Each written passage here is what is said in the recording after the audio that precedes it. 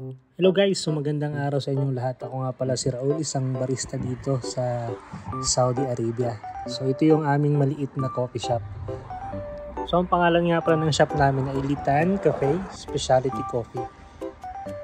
So located siya dito sa Riyadh, Kingdom of Saudi Arabia.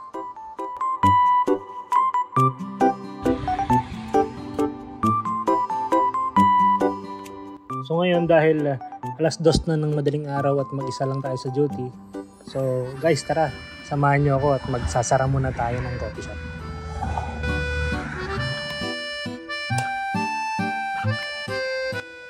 Medyo matagal na rin pala tayo nagtatrabaho dito sa Saudi.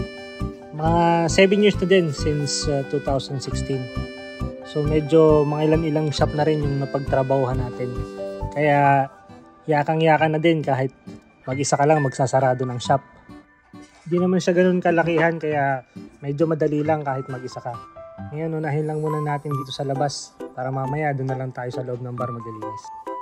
Shifting naman yung schedule kaya fair naman sa lahat. Kaya hindi naman laging ikaw lang mag-isa or ikaw lang yung magsasarado lagi ng shop. Saka okay lang naman. Sabi nga is part naman ng trabaho yon kaya walang problema. So ngayon bababa muna natin yung mga blinds o yung curtains natin para talagang sarado tayo. Kasi yung mga customer, yung iba, ewan ko lang sa ibang lugar pero dito sa Saudi, minsan pagpasarado ka na, saka sila papasok eh. Ewan ko ba, yung parang nagbabantay sila sa labas, tapos pag nakita nilang pasarado na yung shop eh, saka sila papasok. Mas gusto na yung ganun eh, yung parang asikasuhin mo sila. Pero hindi naman lahat, meron pa rin naman na mga customer na mababait at nakakaintindi at marunong pakiusapan.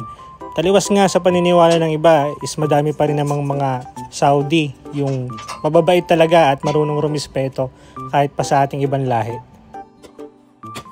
So pagtapos natin sa labas, ngayon pwede na tayo magsimula dito sa loob ng bar. Yan, unahin na natin itong mga grinder natin para malinisan na at matanggal natin yung mga beans. So yun, tinatanggal pala namin yung mga beans sa grinder o sa hopper nila at nilalagay namin sa airlock na container para hindi sumisingaw yung aroma at yung flavor niya para hindi mawala, para ma-preserve natin yung quality ng beans. Kasi gaya natin na makalaki sa 3-in-1 yung alam lang natin na nalasa ng kape is kung hindi matamis is mapait. Pero yung mga beans ay meron siya iba't ibang notes o lasa na tinatawag.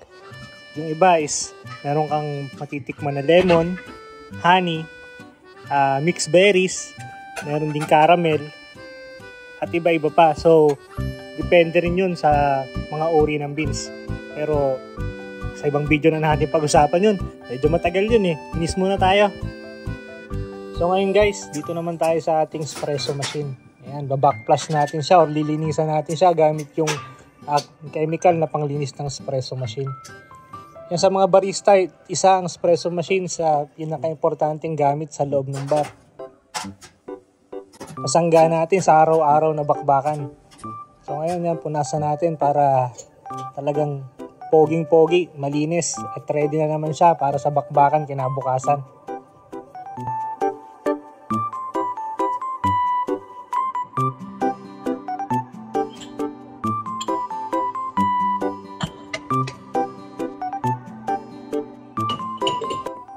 So ayan, bali tapos na naman tayo guys sa isang araw na pakikipagsapalaran. So shoutout sa lahat ng mga OFW dyan, mga manggagawang Pilipino sa Pilipinas o kahit saang bansa ka man. Patuloy lang tayo, sabi nga it's all good in the hood guys. So patuloy lang, kaya natin yan.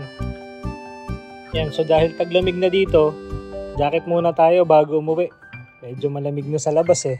Yan, outfit check muna, outfit check. Yan, shoutout pala sa Barista Vibes.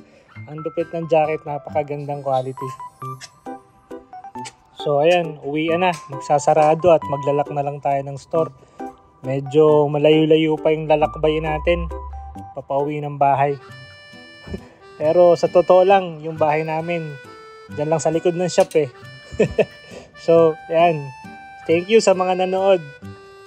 Like and share nyo lang yung video, sapat na.